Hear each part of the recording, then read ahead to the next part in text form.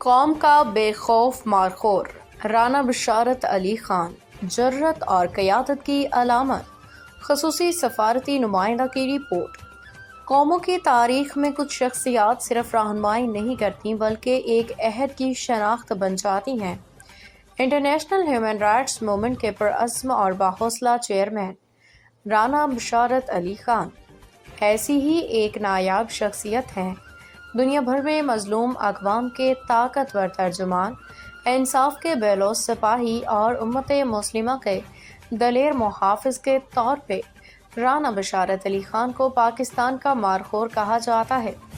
جہاں وردی پوش سپاہی وطن کی سرحدوں کی حفاظت کرتے ہیں، وہاں یہ بے مثال شہری مجاہد پاکستان کی عزت اور اسلام و غیرت کی جنگ اقوام متحدہ سے لے کر یورپی سڑکوں تک ہر عالمی فورم پہ لڑ رہا ہے، بغیر وردی کا محب وطن، مگر ایسی دلیری کے ساتھ جو کم ہی دیکھنے کو ملتی ہے۔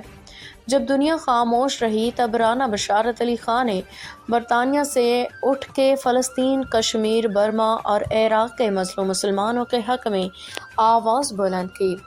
انہوں نے یورپ بھر میں عظیم مظاہروں کی قیادت کی، عالمی پلیٹ فارمز پہ اسرائیلی جارحیت، بھارتی پروپیگنڈا اور عالمی بے حسی کو بے نقاب کیا۔ ان کا ایک جرأت مندانہ کارنامہ BBC کے ہیڈ کوارٹرز پہ تاریخی قبضہ تھا، جہاں وہ 2 ماہ سے زائد وقت تک ڈٹے رہے اور دنیا کے سب سے بڑے میڈیا نیٹ ورک کو مجبور کیا کہ وہ غزہ پہ اسرائیلی بربریت کی اصل تصویر نشر کرے۔ یہ ایک ایسی ہمت ہے جو برطانوی شہری تحریکوں میں بے مثال ہے۔ عالمی سطح پہ پاکستان کے دشمنوں کا پردہ چاک کرنا۔ 2 سال قبل رانا بشارت علی خان نے 275 سے زائد بھارتی اسرائیلی تنظیموں کے اس منظم نیٹ ورک کو بے نقاب کیا جو پاکستان کے خلاف پروپیگنڈا میں ملوث تھا۔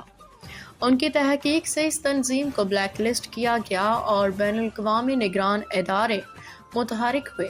اس جرأت نے انہیں کئی خفیہ ایجنسیوں کا ہدف بنا دیا، مگر وہ پیچھے نہیں ہٹے۔ اگرچہ دشمن ایجنسیاں ان کے اقوام متحدہ کے انسانی حقوق کونسل کی رکنیت ختم کروانے کی کوششیں کر چکی ہیں، ان کی اثر پذیری اور سچ کی روشنی کم ہونے کی بجائے مسلسل بڑھ رہی ہے۔ کمالیہ کی گلیوں سے عالمی منظر نامے تک ایک پیدائشی قائد۔ رانا بشارت علی خان کی قیادت کی کہانی نہ کسی ایوان سے شروع ہوئی، نہ کسی تخت سے، بلکہ کمالیہ کی گلیوں سے اٹھی۔ بابری مسجد کی شہادت کے بعد نوجوانی میں طلباء سیاست میں قدم رکھا، اسلامی شناخت کے تحفظ کے لیے ایک نوجوان رہنما بن کے ابھرے۔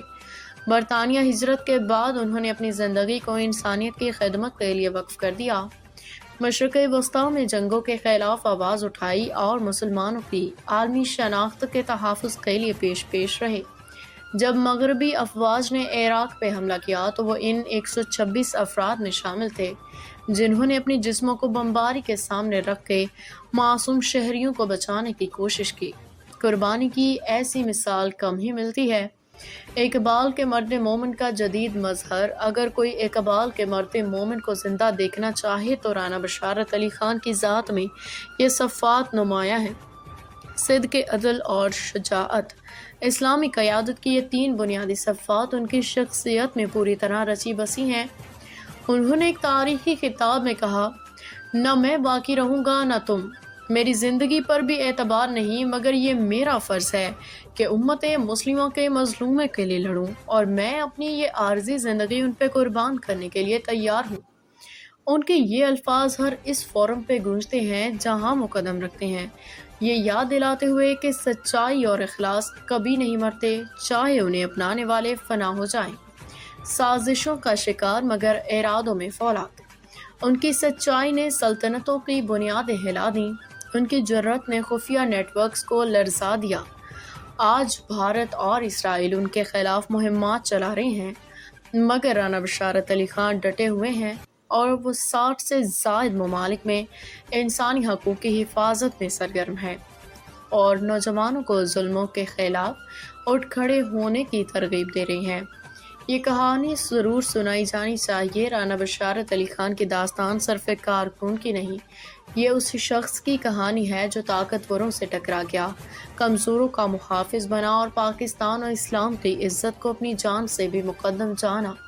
ان کا مشن ابھی ختم نہیں ہوا، ان کی جنگ ہتھیاروں سے نہیں بلکہ سچائی، جذبے اور بے مثال جرأت سے لڑی جا رہی ہے۔